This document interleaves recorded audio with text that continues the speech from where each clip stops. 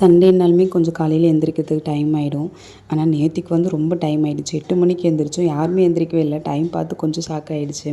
2 நாளாக வந்து வீட்டில் இருக்கிற வேலையை பார்க்கறது ரொம்ப டயர்டாகிடுச்சு. வெள்ளிக்கிழமை வந்து வரலட்சுமி பூஜை பண்ணோம்.